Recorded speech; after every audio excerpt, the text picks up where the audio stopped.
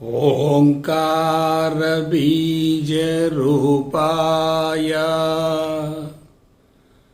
सर्वेशाय जगत्पते प्रथमाय नमस्तुभ्यं सत्यसाई गणाधिपा। ॐ साईश्वराय विद्महे सत्यदेवाय धीमहि तन्नः सर्वः प्रचोदयात्।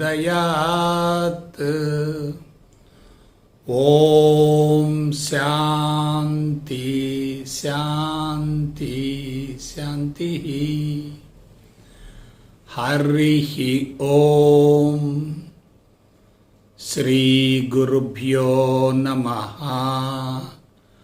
हरिः ओम। जय गुरुदेव। ఓం శ్రీ సాయిరామ్। అనంత ప్రేమ స్వరూపులారా, నిన్న మీరు గురు సందేశంలో సిద్ధులను ఎలా ప్రదర్శిస్తారు అనే అంశాన్ని గురించి తెలుసుకున్నారు.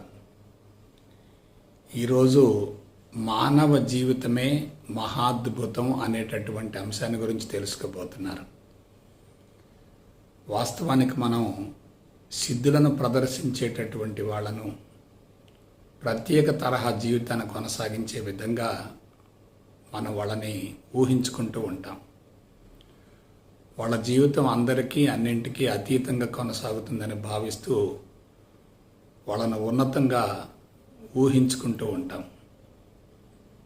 వాళ్ళని ఆరాధిస్తూ ఉంటాం, పూజిస్తూ ఉంటాం, గౌరవిస్తూ ఉంటాం. వాళ్ళని మనసులోనే స్తుతిస్తూ ఉంటాం.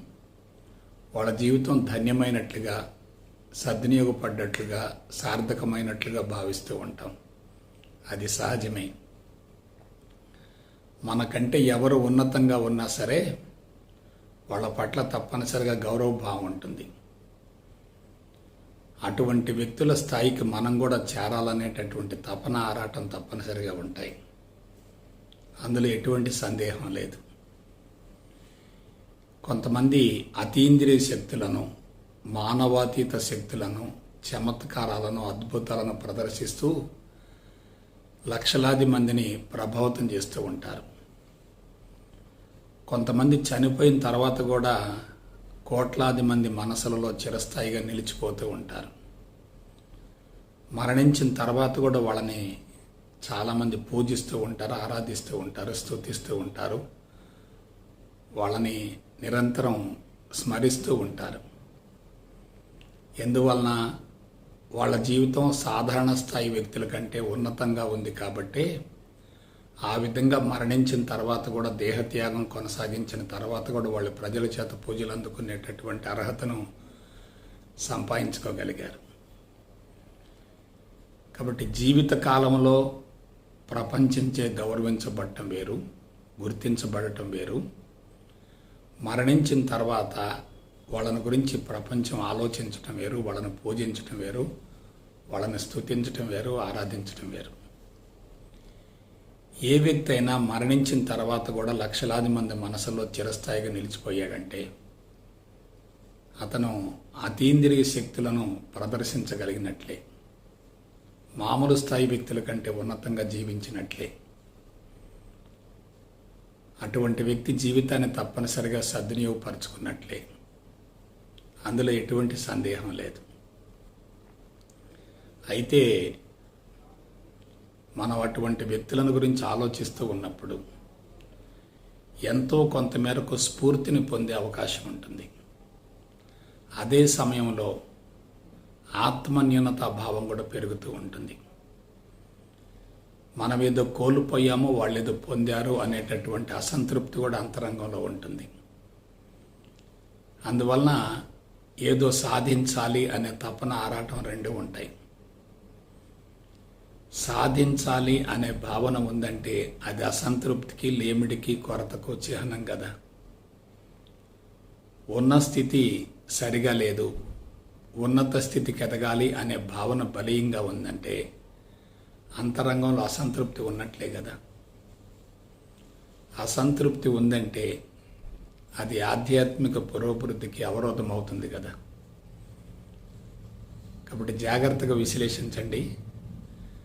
చమత్కారాలను, సిద్ధులను, మిరకిల్స్ను, అతీంద్రియ శక్తులను, మానవాతీత శక్తులను ప్రదర్శించేటటువంటి వాళ్ళని మనం అతిగా, అనవసరంగా, విపరీతంగా ఆరాధిస్తూ ఉండి, వాళ్ళని స్తుతిస్తూ ఉండి, వాళ్ళ నామాన్ని జపిస్తూ ఉన్నామనుకోండి, వాళ్ళు మన జీవితంలోకి ప్రవేశిస్తారు. మన జీవితాన్ని వాళ్ళు ఆక్రమించుకుంటారు. మనం వాహనంగా తయారవుతాం, వాళ్ళు డ్రైవర్గా తయారవుతారు. మన జీవితం వాళ్ళ ఆధీనంలోనికి వెళుతుంది. ఇది చాలా ప్రమాదకరం. నేను మరొకసారి చెప్తున్నాను, ఆధ్యాత్మిక విధానం అయినా సరే బాహ్యముఖ ప్రయాణంలో కొనసాగుతుందంటే అది అశాస్త్రీయమే. స్వామీజీలను గురించి, బాబాలను గురించి, గురూజీలను గురించి, సిద్ధ పురుషులను గురించి మనం అతిగా, అనవసరంగా ఆలోచిస్తూ ఉండి వాళ్ళని అంతరంగంలోకి స్వీకరించేటట్లయితే మనకు వాళ్ళ పట్ల భౌతిక సంబంధం పెరుగుతుంది, లేదా మానసిక సంబంధం పెరుగుతుంది. మన అంతరంగంలో ఏం జరుగుతుందో మనం తెలుసుకోలేం. వాళ్ళని పూర్తిగా ఆవాహనం గావించుకొని వాళ్ళ జీవితానికి అనుగుణంగా మన జీవితాన్ని కొనసాగించాలనేటటువంటి భావంతో, వాళ్ళ స్థాయికి చేరుకోవాలనేటటువంటి తపనతోటి, ఆరాటంతో కఠోర సాధన చేయటం ద్వారా జీవితం కూడా కాఠిన్యంగా తయారవుతుంది. అసంతృప్తి ఇంకా తారాస్థాయికి చేరుతుంది. ఇవాళ సాధనలు కొనసాగించే వాళ్ళని మీరు జాగ్రత్తగా పరిశీలించండి. ఆశించి సాధన చేస్తూ ఉంటారు. ఆశించింది అందినప్పుడు సంతృప్తి ఉంటుంది, అందనప్పుడు అసంతృప్తి ఉంటుంది. అసలు ఆశించే వాళ్ళకి అంతరంగంలో అసంతృప్తి ఉంటుంది. మాకేదో లేదు, ఇంకా కావాలి అనే భావన ఉంటేనే ఆశించే తత్వం ఉంటుంది. ఆశించే తత్వం ఉన్నోళ్లే సాధన కొనసాగిస్తూ ఉంటారు. సాధనను కొనసాగించడం ద్వారా వాళ్ళు ఇంకా బలహీనపడుతూ ఉంటారు. కాబట్టి మరొకసారి మీకు స్పష్టంగా తెలియజేస్తున్నాను, బాహ్యపరమైనటువంటి వ్యక్తి అయినా, అంశమైనా, ఏదైనా, ఎటువంటిదైనా మనసుకు భారమే. అది ఉత్తమ సంస్కారం కావచ్చు, చెడు సంస్కారం కావచ్చు, మనసుకు తప్పనిసరిగా భారం అవుతుంది. ఈ విషయాన్ని గురించి నేను ఎందుకు అతిగా ప్రస్తావిస్తున్నానంటే, మనం 21వ శతాబ్దంలో ఉన్నాం. నవీన మానవుని మేధస్సు సున్నితంగా, సూక్ష్మంగా, మృదువుగా తయారైంది. అటువంటి మేధస్సు మీద బలవంతపు ప్రయోగాలు చేయకూడదు. ఎవరో ఏదో సాధించారని వాళ్ళని గురించి ఆలోచిస్తూ, ఆరాధిస్తూ, ఆ విధంగా మనము సాధించాలనేటటువంటి భావంతో కఠోరంగా సాధన చేస్తున్నామంటే పులితోలు కప్పుకున్నటువంటి మేక మాదిరిగా తయారవుతాం. నాకు తెలిసినంత వరకు సంతృప్తిని మించిన సంపద లేదు. సంతృప్తిగా జీవించే వ్యక్తి ప్రత్యేకంగా సాధనలు కొనసాగించవలసినటువంటి అవసరం లేదు. సంతృప్తిలోనే సమాధి ఉంది, సంతృప్తిలోనే సాధన ఉంది, సంతృప్తిలోనే సర్వస్వం దాగి ఉంది. ఆధ్యాత్మిక మార్గంలో పయనించే వాళ్ళని మీరు జాగ్రత్తగా పరిశీలించండి. ఒకళ్ళతో మరొకళ్ళు పోల్చుకుంటూ ఉంటారు.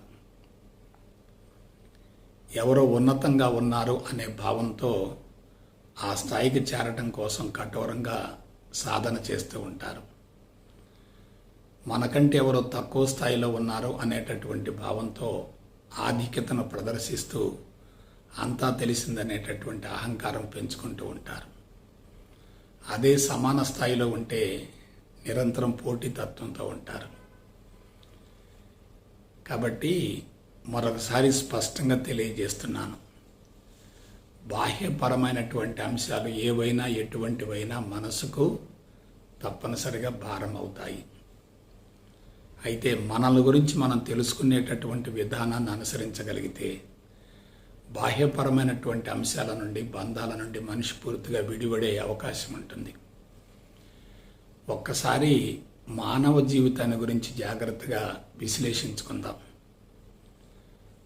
మన పుట్టుక ఏమిటి, మరణం ఏమిటి, మధ్యలో జరిగేటటువంటి నాటకం ఏమిటి, పుట్టుకకు ముందు మనం ఎవరం, చనిపోయిన తర్వాత మనం ఏమవుతాం, మన శరీరంలో ఏం జరుగుతుంది, జీవితంలో ఏం జరుగుతుంది, గతం ఏమిటి, వర్తమానం ఏమిటి, భవిష్యత్తు ఏమిటి, ఇటువంటి విషయాలను గురించి లోతుగా అధ్యయనం చేసేటట్లయితే, జీవిత పుస్తకాన్ని గురించి, జీవిత రాజ్యాంగాన్ని గురించి అన్ని కోణాల నుంచి లోతుగా విశ్లేషించుకునేటట్లయితే అది అసలు సిసలైనటువంటి శాస్త్రయుక్తమైనటువంటి ఆధ్యాత్మికత అవుతుంది.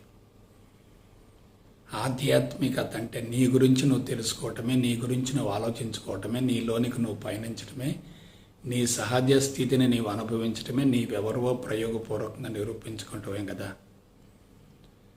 కాబట్టి దానికి బయట వ్యక్తులతో సంబంధం ఏముంటుంది? గురువుల యొక్క మార్గదర్శకత తప్పనిసరిగా అవసరమే. సిద్ధపురుషుల జీవితాల గురించి తెలుసుకోవటం మాత్రం తప్పు కాదు. కానీ ఆధ్యాత్మికత అనేది సాధన ద్వారా లభించేది కాదు. ఆకస్మికంగా ఆధ్యాత్మికతను అందుకోవటం సాధ్యం కాదు. పరిణామం అనేది నెమ్మదిగా జరుగుతుంది తప్ప దాన్ని మనం వేగంగా పెంచడం సాధ్యం కాదు. అడ్డుకట్ట వేయటం కూడా సాధ్యం కానే కాదు. అందువల్ల ఆధ్యాత్మికతను గురించి శాస్త్రీయ పందాలు విశ్లేషించుకునేటట్లయితే, మన దేహంలో ఏం జరుగుతుందో తెలుసుకుంటే మన జీవితమే ఒక మిరకిల్ అవుతుంది, జీవితమే అద్భుతం అవుతుంది, జీవితమే చమత్కారం అవుతుంది, మన జీవితమే ఒక సిద్ధిగా మారుతుంది. మనం కూడా సిద్ధులను ప్రదర్శించేటటువంటి సిద్ధ పురుషులం అవుతాం. అందుకు బాహ్యముఖ ప్రయాణం నుండి సమూలంగా విడుదల కావాలి, అంతర్ముఖ ప్రయాణాన్ని గురించి తెలుసుకోవాలి, ఆ వైపుకు పయనించాలి. దీని గురించి నేను శాస్త్రయుక్తంగా విశ్లేషిస్తాను. అసలు మానవ జీవితం ఎలా మొదలవుతుంది? 2 అర్ధబీజాల కలయికతో కూడినటువంటి కారణ శరీరంతో ప్రారంభమవుతుంది. ఆ కారణ శరీరంలో 2 ఉంటాయి. ఒకటి కంటికి కనిపించినటువంటి కర్మఫలం ఉంటుంది. ఆ కర్మఫలంతో అనుసంధానమై జీనులు ఉంటాయి. జీనులు, క్రోమోజోములు కంటికి కనిపిస్తూ ఉంటాయి. కానీ జీవుడు మాత్రం కంటికి కనిపించడు. జీవుడు జీనుల ద్వారా దేహాన్ని తయారు చేసుకుంటాడు. జీవుడు జీనుల ద్వారా దేహాన్ని తయారు చేసుకుంటాడు. ఎటువంటి దేహం ద్వారానైతే తన కోరికలు, సంకల్పాలు, ఆశయాలు, గమ్యాలు, లక్ష్యాలు నెరవేరుతాయో అటువంటి శరీరాన్ని తయారు చేసుకుంటాడు. ఇది ఎంత మెరికలో మీరు ఆలోచించండి. పురుషుడి యొక్క దేహం నుండి అర్ధబీజం విడుదలవుతుంది. స్త్రీ దేహం నుండి మరొక అర్ధబీజం విడుదలవుతుంది. స్త్రీ యొక్క ఫెలోపియన్ నాళంలో 2 అర్ధబీజాలు కలిసిపోయి పరిపూర్ణ సంయుక్త కారణబీజం ఏర్పడుతుంది. ఈ ప్రక్రియ మొత్తం ఎంత అద్భుతంగా జరుగుతుందో మీరు ఆలోచించండి. పుట్టినప్పుడు లైంగికపరమైనటువంటి ఆలోచనలు ఉండవు. యుక్త వయసు రాగానే సెక్స్ పరమైన ఆలోచనలు ఉత్పన్నమవుతూ ఉంటాయి. సెక్స్ పరమైనటువంటి అవయవాలు అద్భుతంగా అభివృద్ధి చెందుతూ ఉంటాయి. సెక్స్ పరమైన కోరికలు వస్తూ ఉంటాయి. ఆ కోరికల ఫలితంగానే బీజాలు తయారవుతూ ఉంటాయి. ఆ బీజాల కలయికతోటే పరిపూర్ణ బీజం ఏర్పడుతుంది. అదే మానవ జీవితానికి విత్తనం అవుతుంది. దాన్నే కారణ శరీరం అంటారు. ఈ కారణ శరీరం తల్లి గర్భంలో కొంతకాలం పెరుగుతుంది. ఒకసారి మానవ పరిణామాన్ని జాగ్రత్తగా విశ్లేషించుకునేటట్లయితే, మానవుడు భూమండలం మొత్తంలో 84 లక్షల జాతుల జీవరాశిలోకెల్లా పరిణామ క్రమంలో పరాకాష్ఠ స్థితిలో ఉన్నాడు. అన్ని జాతుల కంటే అన్ని విధాల ముందంజలో ఉన్నాడు.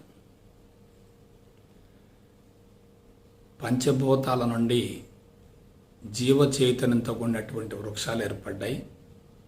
వృక్షాలలో సంభవించినటువంటి మార్పుల వలన జంతువులు ఆవిర్భవించాయి. జంతువులలో ఇంద్రియ చైతన్యం ఉంటుంది.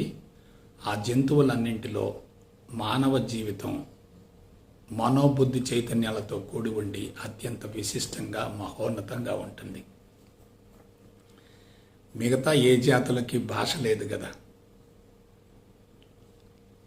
పరిసరాల పట్ల స్పందన ఉండదు కదా, చుట్టూ జరిగేటటువంటి అంశాల పట్ల అవగాహన ఉండదు కదా. ఒక్క మానవుడికే ఆలోచనల వేగం ఎక్కువగా ఉంటుంది, మానవులకే భాష ఉంటుంది, మానవులకే కమ్యూనికేషన్ ఉంటుంది, మానవులకే పరిసరాలను గమనించేటటువంటి మేధస్సు ఉంటుంది. కాబట్టి మిగతా జాతులతో పోలిస్తే మానవ జీవితం అన్ని విధాలా ఉన్నతంగా ఉన్నట్లే కదా. ఆలోచించండి. అటువంటి మానవ జాతిలోనే మాతృత్వం అనేటటువంటి పవిత్రమైన యజ్ఞం నిర్వహించబడుతుంది. ఆ యజ్ఞాన్ని నిర్వహించడంలో స్త్రీ పురుషులు ఇద్దరు కూడా ప్రముఖ పాత్ర పోషిస్తారు. ఇది మిరకిల్ కాదా? తల్లి గర్భాశయములో బిడ్డ 9 నెలలు పెరగటం అంటే అది మిరకిల్ కాదా? ఆ బిడ్డ తయారయ్యేటప్పుడు ఆ బిడ్డకు అవసరమైనటువంటి పోషక పదార్థం తల్లి ద్వారా అందించబడుతుంది. ఆ తల్లిది త్యాగం కాదా? ఆ తల్లిది ప్రేమ కాదా? ఆ తల్లిది సేవ కాదా? ఆ తల్లిది మాతృత్వం కాదా? ఆ తల్లిని కాపాడటంలో తండ్రి యొక్క పాత్ర ఏందో ఒకసారి ఆలోచించండి. తండ్రి తల్లిని పోషిస్తూ ఉంటాడు, ఆమెకు భద్రతను సమకూరుస్తూ ఉంటాడు, ఆమె భౌతిక అవసరాలు తీరుస్తూ ఉంటాడు, ఆమెను కంటికి రెప్పలా కాపాడుకుంటూ ఉంటాడు.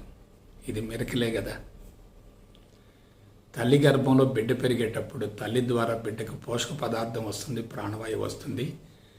బిడ్డలో తయారైనటువంటి మలిన పదార్థం, మలిన వాయువులు మరలా తిరిగి తల్లికి అందించబడుతూ ఉంటాయి. తల్లికి బిడ్డకి మధ్య ఒక వారధి ఉంటుంది, వంతెన ఉంటుంది, బ్రిడ్జి ఉంటుంది. దాని ద్వారానే ఈ కార్యక్రమాలు మొత్తం జరుగుతాయి. ఇక్కడ మిరకిల్ ఏమిటంటే, ఫలదీకరణం జరిగేంత వరకు, కారణ శరీరం ఏర్పడేంత వరకు తల్లిలో ఈస్ట్రోజన్ అనే హార్మోన్ ఉత్పత్తి అవుతుంది. ఎప్పుడైతే ఫలదీకరణం జరుగుతుందో అప్పుడు ఈస్ట్రోజన్ హార్మోన్ ఉత్పత్తి ఆగిపోతుంది. ప్రాజెస్ట్రాన్ అనేటటువంటి హార్మోన్ ఉత్పత్తి అవుతుంది. ఈ ప్రాజెస్ట్రాన్ అనేటటువంటి హార్మోన్ ప్రెగ్నెన్సీ హార్మోన్. కాబట్టి ఈస్ట్రోజన్ మరలా ఉత్పత్తి కాదు, ప్రాజెస్ట్రాన్ ఉత్పత్తి అవుతుంది. ఇది ఎంత మిరకిల్!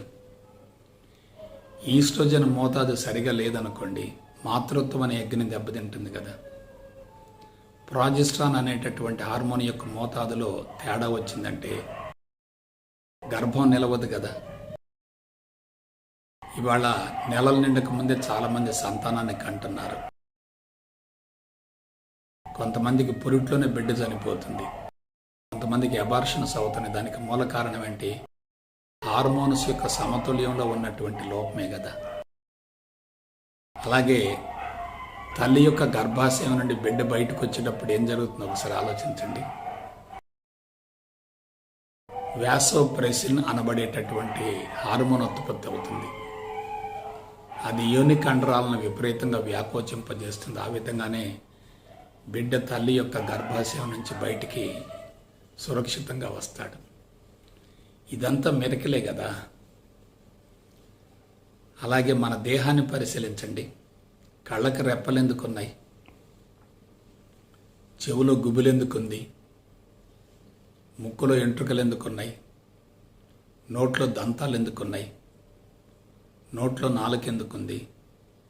నోట్లో లాలాజలం ఎందుకు ఉత్పత్తి అవుతుంది? తల మీద వెంట్రుకలు ఎందుకున్నాయి? వ్రేళ్లకు కాళ్లకు గోళ్ళు ఎందుకున్నాయి? ఒంటి మీద ఎందుకు వెంట్రుకలు ఉన్నాయి? ఇదంతా మిరకిలే కదా. ఇదంతా చమత్కారమే కదా. కాబట్టి మానవ జీవితమే గొప్ప మిరకిల్, మానవ జీవితమే చమత్కారం, మానవ జీవితమే అద్భుతం. మానవుడు తన జీవితాన్ని గురించి లోతుగా తెలుసుకోగలిగితే ఇక బయట ప్రపంచాన్ని గురించి తెలుసుకోవలసినటువంటి అవసరం లేదు. అందుకే చెప్తుంటారు, మానవుడు విశ్వానికి ప్రతిరూపం. విశ్వంలో ఏముందో మానవ జీవితంలో కూడా అదే ఉంది. మానవుడు విశ్వం నుండి వచ్చాడు, మరలా విశ్వంలో కలిసిపోతాడు. పరిమాణంలో వ్యత్యాసం ఉండొచ్చు, కానీ మానవుడి ప్రజ్ఞ మాత్రం అనంతం. ఒక్కసారి జాగ్రత్తగా విశ్లేషించుకోండి, మానవుడి యొక్క ఆలోచన పరిధి ఎలా ఉంటుంది. ఇవాళ మానవుడు భూమండలం దాటాడు, అంతరిక్షంలోకి వెళ్ళాడు, విశ్వాన్ని మొత్తాన్ని గురించి లోతుగా అధ్యయనం చేస్తున్నాడు. అసలు ఆధ్యాత్మిక మార్గం ఎలా వెలుగులోకి వచ్చింది? అది మానవుడి మేధస్సులో ఉన్నటువంటి గొప్పతనమే కదా. క్రీస్తుకు పూర్వం 6000 సంవత్సరాల నాడు శరీరాన్ని కరిగించుకుని విశ్వ శరీరం ద్వారా అద్భుతమైనటువంటి జ్ఞానాన్ని బహిర్గతం గావించడం అంటే అది చమత్కారమే కదా, మిరకిలే కదా.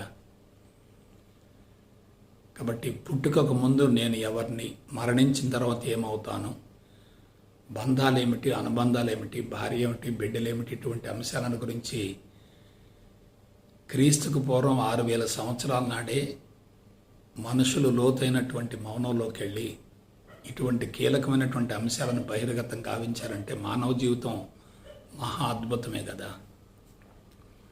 అటువంటి మానవుడిగా జన్మించడం వరం కాదా, అదృష్టం కాదా, పూర్వజన్మ సుకృతం కాదా? ఆలోచించండి. అలాగే మానవ దేహంలో ఉన్నటువంటి కీలకమైన అంశాలను గురించి ఒక్కసారి విశ్లేషించుకుందాం. మానవ జీవితం పుట్టుక నుంచి మరణం వరకు జీవిత రాజ్యాంగం ప్రకారమే కొనసాగుతుంది. ఇది చాలా కీలకమైనటువంటి అంశం. జీవిత రాజ్యాంగంలో, జీవిత పుస్తకంలో ఎటువంటి సంస్కారాలు అయితే ఉంటాయో జీవితం కూడా అదే తరహాలో కొనసాగుతుంది కదా. అంటే పుట్టినప్పటి నుంచి మరణించేంత వరకు మానవుడు ఎటువంటి జీవితాన్ని కొనసాగించాలో, ఎటువంటి కార్యక్రమాల్లో పాల్గొనాలో, ఎటువంటి ప్రణాళికలతో జీవితాన్ని కొనసాగించాలో ముందే నిర్ణయించబడుతుంది కదా. అందుకే చెప్తూ ఉంటారు, nothing happens accidentally, everything is prefixed అంటారు. ఏది ఆకస్మికంగా జరగదు, అంతా ముందే నిర్ణయించబడుతుంది. ఈ ఒక్క విషయాన్ని గురించి తెలుసుకుంటే చాలు. మనిషి ఏమవుతున్నాడంటే బయట ఏం జరుగుతుందో ఆశ్చర్యకరంగా చూస్తున్నాడు, కానీ మన అంతరంగంలో ఏం జరుగుతుందో అది ఆశ్చర్యానికి మించినటువంటి అద్భుతాలు కదా. దేహం పైనుంచి క్రిందికి ఎలా ఉందో ఒకసారి ఆలోచించండి. మెదడేమిటి, వెన్నుబాము ఏమిటి? మెదడులో 2 కోశాలు ఉండటం ఏంటి, వెన్నుబాములో 5 కోశాలు ఉండటం ఏంటి? వెన్నుబాము ఏ విధంగా పనిచేస్తుంది, మెదడు ఏ విధంగా పనిచేస్తుంది? ఆలోచించండి. దేహంలో ఎన్నో వ్యవస్థలు ఉన్నాయి. నాడీ వ్యవస్థ ఉంది, జీర్ణ వ్యవస్థ ఉంది, శ్వాస వ్యవస్థ ఉంది, విసర్జక వ్యవస్థ ఉంది, ప్రత్యుత్పత్తి వ్యవస్థ ఉంది, హార్మోన్ వ్యవస్థ ఉంది, అస్థిపంజర వ్యవస్థ ఉంది, కండర వ్యవస్థ ఉంది, రక్షక వ్యవస్థ ఉంది. ఇవన్నీ ఎందుకున్నాయి? ఒక్కొక్క వ్యవస్థలో జరిగేటటువంటి విషయాలను గురించి తెలుసుకోవటానికి ఒక జీవితం సరిపోదు. ఒకసారి కన్నును పరిశీలించండి. కంటి యొక్క నిర్మాణాన్ని గురించి దశాబ్దాల తరబడి లోతైనటువంటి పరిశోధన చేసినప్పటికీ ఇంకా తెలుసుకోవాల్సింది మిగిలే ఉంటుంది. చెవిలో గుబులు ఎందుకుంది? ముక్కులో వెంట్రుకలు ఎందుకున్నాయి? నాలుక మీద రుచి గ్రంథులు ఎందుకున్నాయి? దంతాల నిర్మాణం ఎందుకు ప్రత్యేకంగా ఉంది? నోట్లో లాలాజలం ఎందుకు ఉత్పత్తి అవుతుంది? ఊపిరితిత్తుల పనితీరు ఎలా ఉంది? ఎందుకు ఊపిరితిత్తులు ఉండాలి? ఎందుకు జీర్ణ వ్యవస్థ ఉండాలి? ఎందుకు క్లోమం ఉండాలి? ఎందుకు ప్లీహం ఉండాలి? ఎందుకు కాలేయం ఉండాలి? ఎందుకు మూత్రపిండాలు ఉండాలి? మన దేహం పైనుంచి క్రిందికి ఒక అనంతమైనటువంటి కర్మాగారం కదా. ఒక వ్యవస్థకి మరొక వ్యవస్థకి మధ్య అవినాభావ సంబంధం ఉంటుంది. నాడీ వ్యవస్థను గురించి తెలుసుకోవటం కోసం ఒక జీవితం సరిపోదు. హార్మోన్ వ్యవస్థను గురించి తెలుసుకోవటం కోసం ఒక జీవితం సరిపోదు. రక్షక వ్యవస్థను గురించి తెలుసుకోవటం కోసం ఒక జీవితం సరిపోదు. ఒక వ్యవస్థకి మరొక వ్యవస్థకి మధ్య అవినాభావ సంబంధం ఉంటుంది.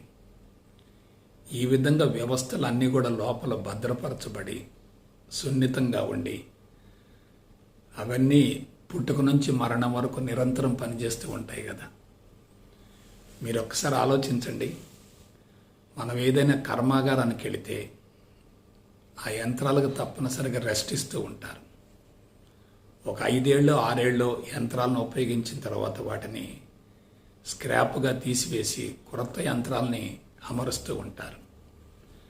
మరి మన గుండె ఎప్పటి నుంచి పనిచేయటం ప్రారంభించింది, ఎప్పటి వరకు పనిచేస్తుంది? నిరంతరాయంగా పనిచేస్తుంది కదా. ఒక్కసారి ఆలోచించండి. మన ఊపిరితిత్తులు పుట్టినప్పటి నుంచి మరణించేంత వరకు నిరంతరం పనిచేస్తూ ఉంటాయి కదా. ఇవన్నీ ఎవరు కల్పించారు? ఏ విధంగా జరుగుతున్నాయి? మనం ఆహారం తీసుకుంటాం, తీసుకున్నటువంటి ఆహారం జీర్ణం అవుతుంది. జీర్ణమైనటువంటి ఆహార పదార్థం శరీరం అంతటికీ పంపిణీ గావించబడుతుంది. మిగిలిపోయినటువంటి వ్యర్థ పదార్థాలు బహిష్కరించబడుతూ ఉంటాయి. నోటితో ప్రారంభించబడి మలద్వారం ద్వారా అనవసర పదార్థం మల పదార్థం బహిష్కరించబడేంత వరకు జరిగేటటువంటి జీవన చర్యలన్నింటినీ లోతుగా అధ్యయనం చేయటానికి జీవితకాలం సరిపోదు. అందుకే మీరు మెడికల్ టెక్నాలజీని గమనించండి. ఒకప్పుడు జనరల్ సర్జన్స్ ఉండేవాళ్ళు, ఇవాళ స్పెషలిస్టులు తయారవుతున్నారు, సూపర్ స్పెషలిస్ట్ తయారవుతున్నారు. ఒక్కొక్క అవయవానికి ఒక్కొక్క స్పెషలిస్ట్ తయారవుతున్నాడు. అవయవంలో ఒక్కొక్క అంగానికి మరొక స్పెషలిస్ట్ తయారవుతున్నాడు. జీనులకు సంబంధించి పరిశోధన జరుగుతుంది. జీనుల పనితీరుకు సంబంధించి లోతైనటువంటి అధ్యయనం జరుగుతుంది. జీనుల యొక్క పనితీరులో ఏమాత్రం లోపం జరిగిన జీవితం సమూలంగా గాడి దెబ్బతింటుంది కదా. కాబట్టి ఇంత సున్నితమైనటువంటి దేహంలో ఇన్ని రకాల జీవన చర్యలు జరుగుతుంటే ఇవన్నీ కూడా అద్భుతాలే కదా, చమత్కారాలే కదా. మీరు ఆలోచించండి. మరొక విషయం చెప్తున్నాను. భాష ఎక్కడి నుంచి వచ్చింది? ఈ భాషకు మూలం ఏమిటి? ప్రపంచవ్యాప్తంగా కొన్ని వేల భాషలు ఉన్నాయి కదా. ఒక వ్యక్తి మరొక వ్యక్తితో సంబంధాన్ని ఏర్పరచుకోవటం అనేది భాష ద్వారానే జరుగుతుంది కదా. భాషకి లిపులు ఎక్కడి నుంచి వచ్చాయి? సమాచారాన్ని భద్రపరచడానికి పుస్తకాలు ఎక్కడి నుంచి వచ్చాయి? గ్రంథాలు ఎక్కడి నుంచి వచ్చాయి? సైన్సు సాంకేతిక పరిజ్ఞానాన్ని పరిశీలించండి.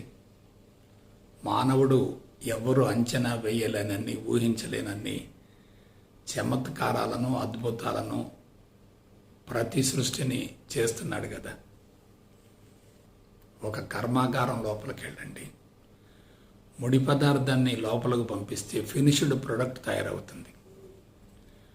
ముడి పదార్థంతో ప్రారంభించబడి ఫినిష్డ్ ప్రోడక్ట్ తయారయ్యేంత వరకు ఎన్ని మార్పులు జరుగుతాయి మీరు ఆలోచించండి. అటువంటి మార్పులు జరగటానికి యంత్రాల మొత్తాన్ని కూడా మానవుడే తయారు చేశాడు కదా. అంటే మానవ మేధస్సు ఎంత గొప్పదో మీరు ఆలోచించండి. ఒక కంప్యూటర్ తయారైందంటే కంప్యూటర్నే మనం మిరకిలుగా చూస్తున్నాం, కానీ కంప్యూటర్ తయారు కావటానికి మూలమైనటువంటి మానవ మేధస్సు ఎంత మిరకిలో మీరు ఆలోచించండి. కాబట్టి బలమైనటువంటి ఒక వ్యవస్థ ఏర్పాటు కావటంలో మానవ మేధస్సు అద్భుతంగా పనిచేస్తుంది కదా. అలాగే మాతృత్వం అనేటటువంటి యజ్ఞం నెరవేరటం కోసం మనిషి పడుతున్నటువంటి శ్రమ మామూలు విషయం కానే కాదు. అంతేకాకుండా నేను ఎవరు, ఎక్కడ నుండి వచ్చాను, నా జీవిత పరమార్థం ఏమిటి అనే దాని గురించి లోతుగా అధ్యయనం చేసి జీవిత పరమార్థం నెరవేర్చుకునేటటువంటి స్థితి ఉన్నటువంటి ఒకే ఒక జాతి మానవ జాతి కదా. ఆలోచించండి. ఈ చరాచర జగత్తు దేని నుండి ఆవిర్భవించిందో ఆ స్థితికి చేరి భగవంతుడి యొక్క ఉనికిని గురించి తెలుసుకొని నేనే భగవంతుడను అనేటటువంటి అంశాన్ని గురించి బహిరంగంగా నిరూపించగలగడం అంటే మానవుడు కూడా భగవంతుడే కదా. సృష్టిలో ఏ ప్రాణినైనా మీరు గమనించండి, అవి యాంత్రికంగా జీవిస్తున్నాయి, మెకానికల్గా జీవిస్తున్నాయి. పుట్టటం, పెరగటం, జీవించటం, సంతానాన్ని కనటం, శరీరం శుష్కించిపోవటం, ఆ తర్వాత మరణించటం, పంచిపోతల కలిసిపోవటం. కానీ మానవ జీవితాన్ని పరిశీలించండి. ఈ మానవ మేధస్సులో అపారమైనటువంటి జ్ఞానం ఉంది, అపారమైనటువంటి సమాచారం ఉంది, విశ్వ సమాచారం మొత్తం మానవ మేధస్సులోనే నిక్షిప్తమైంది. మానవుడు భగవంతుడి యొక్క సృష్టికి ప్రతి సృష్టిని చేయగలిగినటువంటి స్థాయిలో ఉన్నాడు. అటువంటి భగవంతుడిని గురించి తెలుసుకొని వెలికి తీసి నేను కూడా భగవంతుడనే అనేటటువంటి విషయాన్ని అనుభవంలోకి పొందే విధంగా చక్కటి మార్గాన్ని కనిపెట్టి ప్రపంచానికి కానుకగా అందించినటువంటి మానవుడు కూడా మహోన్నతుడే కదా, అద్భుతాలను ప్రదర్శిస్తున్నాడు కదా. కాబట్టి మనం సిద్ధ పురుషుల గురించి ఆలోచిస్తున్నాం, కానీ మన అంతరంగంలో ఎన్ని మెరికలు జరుగుతున్నాయో మీరు ఆలోచించండి. నడినెత్తి నుండి కాలి బొటన వ్రేలి వరకు ఎక్కడ ఏది ఎలా ఉండాలో అలా ఉంది. ఒక జీర్ణ వ్యవస్థను తీసుకోండి, తీసుకున్నటువంటి ఆహార పదార్థం ఎలా ఉంటుంది, బయటకు వచ్చేటటువంటి మల పదార్థం ఎలా ఉంటుంది, లోపల ఎటువంటి కార్యక్రమాలు జరుగుతున్నాయో ఒక్కసారి ఊహించుకోండి. లోపలకు ప్రవేశించినటువంటి పోషక పదార్థం విచ్ఛిన్నం కావటానికి అవసరమైనటువంటి ఆక్సిజన్ ఊపిరితిత్తుల ద్వారా అందించబడుతుంది. కాబట్టి జీర్ణక్రియ జరగటానికేమో జీర్ణ వ్యవస్థ ఉంది. ఆ జీర్ణ వ్యవస్థ ద్వారా తయారైనటువంటి పోషక పదార్థాన్ని విచ్ఛిన్నం చేసి జీవనచర్యకు అవసరమైనటువంటి శక్తిని అందించడానికి ఆక్సిజన్ యొక్క సరఫరా ఊపిరితిత్తుల ద్వారా జరుగుతుంది. అలాగే శరీరంలో నిరంతరం జీవనచర్యలు జరుగుతూ ఉంటే మలిన పదార్థాలు, వ్యర్థ పదార్థాలు, విష పదార్థాలు తయారవుతుంటే వాటిని బయటికి పంపించడం కోసం విసర్జక వ్యవస్థ అద్భుతంగా పనిచేస్తుంది. అలాగే ప్రత్యుత్పత్తి వ్యవస్థను తీసుకోండి. మాతృత్వం అనేటటువంటి యజ్ఞాన్ని సఫలీకృతం గావించడం కోసం మనిషి పుట్టినప్పటి నుంచి మరణించేంత వరకు కూడా కార్యక్రమాలను కొనసాగిస్తూ ఫలవంతమైన సంతానాన్ని సమాజానికి అందించిన తర్వాత ప్రశాంతంగా విశ్వంలో కలిసిపోవడానికి అనుగుణంగా ఒక సుదీర్ఘమైనటువంటి యజ్ఞాన్ని నిర్వహిస్తున్నాడు కదా. సో మెరికల్స్ ఎక్కడున్నాయి? బయట లేవు, లోపలే ఉన్నాయి. నాకు తెలిసినంత వరకు లోపల జరిగేటటువంటి కార్యక్రమాల మొత్తాన్ని కనుక జాగ్రత్తగా గమనించేటట్లయితే శరీరాన్ని జయించగలుగుతాం, శరీరాన్ని కరిగించగలుగుతాం, శరీరాన్ని స్వాధీనపరుచుకుంటాం, శరీరాన్ని లొంగ తీసుకుంటాం. అదే ఆధ్యాత్మికత అవుతుంది, అదే ఆత్మస్థితి అవుతుంది. అలాగే శరీరము, ఇంద్రియాలు, మనసు, బుద్ధి, చిత్తం, అహంకారం, జీవుడు, జీవితం, జీవ చైతన్యం, ప్రాణశక్తి ఇవన్నీ కూడా లోపలే ఉన్నాయి కదా. ఇవన్నీ కూడా ఆత్మ యొక్క రూపాంతరమే కదా. కాబట్టి మేను అనేది నేను యొక్క రూపాంతరమే కదా. మేను అనేది నేను ద్వారా నడిపించబడుతుంది కదా. ఆ నేను యొక్క రూపాంతరమే భౌతిక దేహం కదా. ఆ నేనుకి మేనుకు మధ్యలో జీవుడు ఉంటాడు కదా. ఆ జీవుడి ద్వారానే జీవితం కొనసాగుతుంది కదా.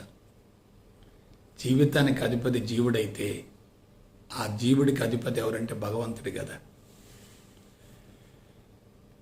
కాబట్టి భౌతికవాదాన్ని తీసుకున్న, సైన్సు సాంకేతిక పరిజ్ఞానాన్ని గురించి లోతుగా విశ్లేషించుకున్న, ఆధ్యాత్మికతను గురించి ఆలోచించిన ఇవన్నీ కూడా మనిషి యొక్క ఊహకు, అంచనాలకు, వివరణకు, వ్యక్తీకరణకు అందనటువంటి విషయాలు. మరొక కీలకమైన విషయం చెప్తున్నాను. క్రీస్తుకు పూర్వం 6000 సంవత్సరాల నాడు కంటికి కనిపించినటువంటి భగవంతుని గురించి తెలుసుకొని కంటికి కనిపించేటటువంటి స్థూల జగత్తు మొత్తం కూడా భగవంతుని యొక్క ప్రతిరూపమే అనేటటువంటి విషయాన్ని ప్రపంచానికి చాటి చెప్పటం అంటే అంతకు మించినటువంటి మహోన్నతమైనటువంటి చమత్కారం మరొకటి ఏముంటుంది? మీరు ఆలోచించండి. కాబట్టి మనం అద్భుతాలను బయట చూస్తున్నాం, అది కాదు, అది బాహ్యముఖ ప్రయాణం. అటువంటి అద్భుతాలే లోపల జరుగుతున్నాయి. అటువంటి అద్భుతాలు జరిగేటటువంటి మన దేహాన్ని, మన జీవితాన్ని మనం ప్రేమించగలిగితే ఎలా ఉంటుంది? మన దేహాన్ని మనం సంరక్షించుకుంటే ఎలా ఉంటుంది? కాపాడుకుంటూ ఉంటే ఎలా ఉంటుంది? క్రమం తప్పకుండా పోషిస్తూ ఉంటే ఎలా ఉంటుంది? దానికి విశ్రాంతినిస్తూ ఉంటే ఎలా ఉంటుంది? దానికి సమయానికి ఆహారాన్ని ఇస్తుంటే ఎలా ఉంటుంది? సమయానికి నిద్రపోతూ ఉంటే ఎలా ఉంటుంది? రెస్ట్ ఇస్తూ ఉంటే ఎలా ఉంటుంది? మనిషి ఏమయ్యాడు? బయట ప్రపంచంలో ఏదో ఉంది తెలుసుకోవాలి అనేటటువంటి తపనతోటి ఆరాటంతో సమాచారం మొత్తాన్ని సేకరించేటటువంటి ప్రహసనంలో తన జీవితాన్ని గురించి తను ఆలోచించుకోలేకపోతున్నాడు. తన జీవిత పుస్తకంలో ఏముందో తెలుసుకోలేకపోతున్నాడు. తన జీవిత రాజ్యాంగం ఏ విధంగా కొనసాగుతుందో తెలుసుకోలేకపోతున్నాడు. కాబట్టి మనిషి బయట సిద్ధులను ప్రదర్శించేటటువంటి వాళ్ళని గురించి ఆలోచిస్తున్నాడు కానీ అంతరంగంలో జరిగేటటువంటి అద్భుతాలను గురించి ఎందుకు ఆలోచించలేకపోతున్నాడు. శరీరం అంటే కేవలం పదార్థం కాదు కదా, దానికి ప్రజ్ఞ ఉంటుంది కదా, చేతనత్వం ఉంటుంది కదా, చైతన్యం ఉంటుంది కదా, మేధస్సు ఉంటుంది కదా, మనసు ఉంటుంది కదా, బుద్ధి ఉంటుంది కదా, చిత్తం ఉంటుంది కదా, అహంకారం ఉంటుంది కదా. వీటన్నిటి ద్వారా శరీరం ఏ విధంగా నడిపించబడుతుంది అనే దాని గురించి తెలుసుకున్నాం అనుకోండి, మన శరీరం మీద మనకి పట్టు లభిస్తుంది కదా. కాబట్టి శరీరం అనేది మన జీవితాంతం పరిశోధించవలసినటువంటి అనంతమైనటువంటి కర్మాగారం. మానవ మేధస్సులో అనంతమైనటువంటి శక్తి ఉంది. మానవుడి యొక్క మేధస్సుకు పరిధి కానీ పరిమితి కానీ ఉండదు. అది ఒక అనంతమైనటువంటి విశ్వపు గ్రంథాలయం. బయట నుండి ఎటువంటి సమాచారాన్ని పొందవలసిన అవసరం లేదు, అంతా లోపలే నిక్షిప్తమై ఉంటుంది. మానవుడు ప్రదర్శించేటటువంటి అద్భుతాలు, చమత్కారాలు, సిద్ధులు, మెరకిల్స్ అన్నీ కూడా అతీతమైన శక్తుల్ని ప్రదర్శించడం అంటే మానవుడు తన జీవితాన్ని గురించి లోతుగా అధ్యయనం చేసి దాన్ని ఆధీనంలోకి తీసుకోవటమే కదా. కాబట్టి కొంచెం జాగ్రత్తగా విశ్లేషించుకోండి. మన జీవితాన్ని మనం ప్రేమించగలగాలి, మన శరీరాన్ని మనం పోషించగలగాలి. శరీరాన్ని శుచిగా ఉంచాలి, శుభ్రంగా ఉంచాలి, పవిత్రంగా ఉంచాలి, ఆరోగ్యంగా ఉంచాలి, క్రమం తప్పకుండా పోషిస్తూ ఉండాలి. తనను గురించి తాను తెలుసుకున్న వ్యక్తి ధన్యుడవుతాడు. ఇతరుల గురించి ఆలోచిస్తూ ఉంటే శక్తి హరించుకుపోతుంది. ప్రస్తుతం మానవ జీవితాలను మీరు జాగ్రత్తగా పరిశీలించండి. అనవసరపు సమాచారాన్ని బుర్రలోకి బలవంతంగా ప్రవేశపెడుతున్నారు. అతి పిన్న వయసులోనే కేజీల కొలది పుస్తకాల సమాచారం మొత్తం పిల్లల యొక్క మస్తిష్కాల లోపలికి బలవంతంగా ప్రవేశపెడుతున్నారు. దానికోసం లక్షల రూపాయలు ఖర్చు పెడుతున్నారు. మానవ జీవితం మొత్తం గాడి తప్పటానికి మూల కారణం ఏంది? లోపల ఏం జరుగుతుందో తెలుసుకోలేకపోవటమే. బయట జరుగుతున్నది అంతా కూడా అద్భుతంగా భావిస్తున్నారు కానీ అంతకు మించి లోపల జరిగేటటువంటి అద్భుతాలను గురించి, చమత్కారాల గురించి, మెరకెలిసిన గురించి ఎందుకు ఆలోచించలేకపోతున్నారు? మూత్రపిండాలు 24 గంటలు పనిచేయకపోతే ఏమవుద్ది? గుండె 3 సెకండ్లు కొట్టుకోవటం ఆగిపోతే ఏమవుద్ది? ఊపిరితిత్తులు 1 నిమిషం పనిచేయకపోతే ఏమవుద్ది? రక్త ప్రసరణ ఆగిపోతే ఏమవుద్ది? మెదడు దెబ్బతింటే ఏమవుతుంది? శరీరంలో ఒక్కొక్క అవయవానికి ఎంతో విలువ ఉంటుంది. చెవుడొస్తే ఎంత అసౌకర్యంగా ఉంటుంది, కళ్ళకు కళ్ళజోడొస్తే ఎంత ఇబ్బందికరంగా ఉంటుంది, తల మీద వెంట్రుకలు ఊడిపోతే ఎంత వికృతంగా ఉంటుంది, నోట్లో ఉన్నటువంటి పండ్లు ఊడిపోతే ఎంత ఇబ్బందికరంగా ఉంటుంది. జీర్ణ వ్యవస్థ సరిగా లేకపోతే నరకం అనుభవించడమే కదా. రోజు సమయానికి కాలకృత్యాలు తీర్చుకోలేకపోతే శరీరం అంతా విషపూరితం అవుతుంది కదా. కాబట్టి శరీరం ఆరోగ్యంగా ఉంటే మనిషి ఆనందంగా ఉంటాడు కదా. ఆరోగ్యానికి ఆనందానికి మధ్య అవినాభావ సంబంధం ఉంటుంది కదా. ఆరోగ్యంగా ఉన్న వ్యక్తి శరీరాన్ని మర్చిపోగలుగుతాడు, స్వాధీనపరచుకుంటాడు, జయించగలుగుతాడు కదా. కాబట్టి ఆనందం అనేది బాహ్య ప్రపంచంలో లేదు కదా, అంతరంగంలోనే ఉంది కదా. ఇంత తెలివి మీద సంపత్తున్నటువంటి మానవుడు అంతరంగంలో ఉన్నటువంటి ఆనందాన్ని మర్చిపోవటం అంటే అది ఎంత ప్రమాదకరం మీరు ఆలోచించండి.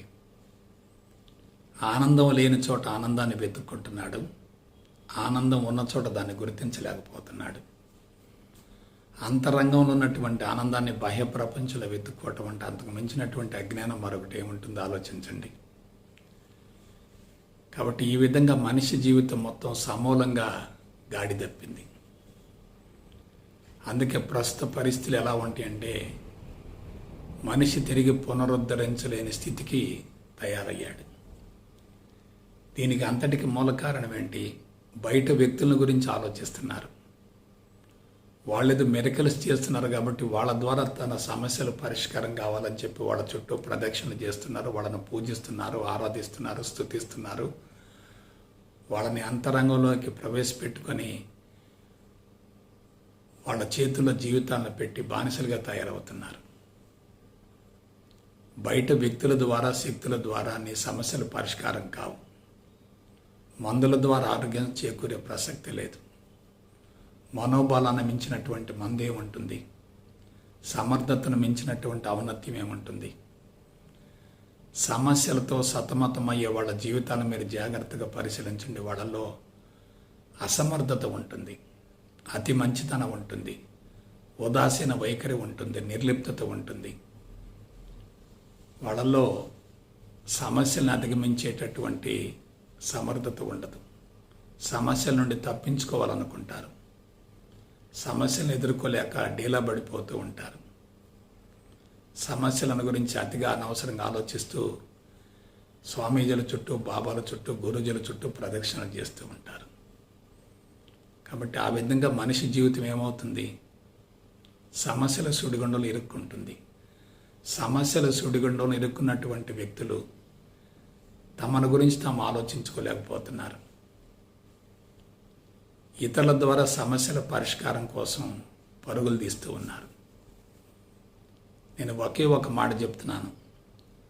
తనను గురించి తాను తెలుసుకున్న వ్యక్తి అందరిని గురించి, అన్నింటిని గురించి తెలుసుకోగలుగుతాడు కదా. సమస్యకు మూల కారణం లోపల ఉంది, పరిష్కారం కూడా ప్రక్కనే ఉంది కదా. ప్రశ్నకు సమాధానం లోపల ఉంది. ప్రశ్న సమాధానం రెండు వేరు కాదు కదా. ప్రశ్న లోపల ఉందంటే సమాధానం కూడా అక్కడే ఉన్నట్లే కదా. సమస్యకు మూల కారణం లోపల ఉంది కానీ బాహ్య ప్రపంచంలో లేదు కదా. మనం బాహ్య ప్రపంచాన్ని గురించి అతిగా, అనవసరంగా, విపరీతంగా ఆలోచిస్తున్నామంటే అందుకు మూల కారణం ఏంటి? అందుకు మూల కారణం ఏంటి? పరిష్కారం బాహ్య ప్రపంచంలో ఉందనుకుంటున్నాం. అంతరంగంలో ఉన్నటువంటి ఆనందాన్ని విస్మరించి శారీరక సుఖం కోసం అలవాటు పడుతూ దాన్ని ఆనందంగా భ్రమించడం అంటే అంతకు మించినటువంటి దురదృష్టం మరొకటి ఏముంటుంది?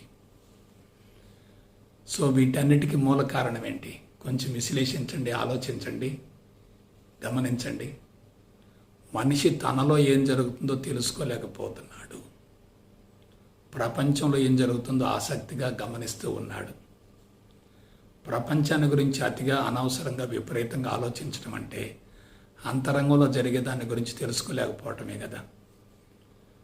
అది ఆధ్యాత్మికత కానే కాదు కదా. బాహ్య ప్రపంచాన్ని గురించి ఆలోచించే కొద్ది బంధనాలు పెరుగుతాయి కదా.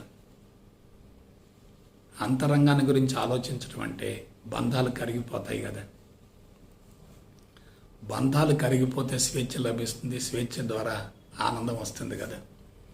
ఆనందం ఉన్నటువంటి వ్యక్తికి ఆరోగ్యాన్ని గురించి, ఆయువుని గురించి, అంతరంగ ప్రశాంతతను గురించి, సంతృప్తిని గురించి ఆలోచించవలసినటువంటి అవసరమే లేదు కదా. కాబట్టి మిరకిల్స్ అనేవి ఎక్కడున్నాయి? మనలోనే ఉన్నాయి. ఎవరో మిరకిల్స్ను ప్రదర్శించారనేటటువంటి భావనతోటి ఆ విధంగా మనం కూడా ఆ స్థాయికి చేరాలనేటటువంటి భావన కలుగుతుందంటే అంతరంగంలో తీవ్రమైనటువంటి అసంతృప్తి ఉన్నట్లే కదా. అసంతృప్తిగా ఉండి సాధన చేస్తే ఏమవుతుంది? అసంతృప్తి ఇంకా పెరుగుతుంది కానీ తగ్గే అవకాశమే లేదు కదా. అందువలన మిరకిల్స్ని కూడా మాయగా భావించి వదిలేయగలిగితే ఎలా ఉంటుంది? మిరకిల్స్ కూడా మాయే కదా. మిరకిల్స్ని ప్రదర్శించే వాళ్ళు కూడా మానవులుగానే జన్మించారు కదా. వాళ్ళు మిరకిల్స్ను ప్రదర్శించడానికి మూల కారణం ఏంటి? వాళ్ళు బాహ్య ప్రపంచాన్ని గురించి ఆలోచించలేదు, తమ జీవితాన్ని గురించి ఆలోచించారు, జీవిత రాజ్యాంగాన్ని గురించి ఆలోచించారు, జీవిత రచన గురించి ఆలోచించారు, శరీరంలో ఏం జరుగుతుందో తెలుసుకున్నారు, శరీరాన్ని పూర్తిగా స్వాధీనపరుచుకున్నారు, శరీరాన్ని ఆరోగ్యంగా ఉంచారు, దాన్ని మరిచిపోయే స్థాయికి ఎదిగారు.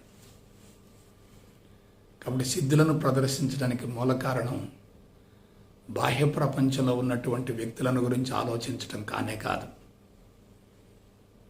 జీవితంలో ఏం జరుగుతుందో సమూలంగా తెలుసుకోవటం, జీవిత పరమార్థం నెరవేర్చుకోవటం కోసం ఎటువంటి విధానాన్ని అనుసరించాలో దాన్ని శాస్త్రయుక్తంగా తెలుసుకుని అవగాహన గావించుకుని అనుభవంలోకి పొందటం. పుట్టుకకు ముందు నువ్వు ఉన్నావు, మరణించిన తర్వాత కూడా నువ్వు కొనసాగుతావు. నీకు మరణం అనేది లేదు. నువ్వు అమరుడవు, కాలాతీతుడవు, అన్ని అవస్థల యందు ఉంటావు, అన్ని కాలాల యందు ఉంటావు. ప్రపంచం మొత్తం ఏకకాలంలో భస్మీపటలమైన నీకు మరణం లేదు. నువ్వెవరివి? సాక్షాత్తు భగవంతుడివి. భగవంతుడికి పుట్టుక లేదు, మరణం కూడా లేవు కదా. ఇటువంటి విషయాలను గురించి తెలుసుకున్నటువంటి వ్యక్తులు మాత్రమే సిద్ధులను ప్రదర్శించగలుగుతారు. ఇటువంటి విషయాలను విస్మరించి అవగాహన లేకుండా కఠోరంగా సాధన చేసేటటువంటి వాళ్ళే దెబ్బతింటారు.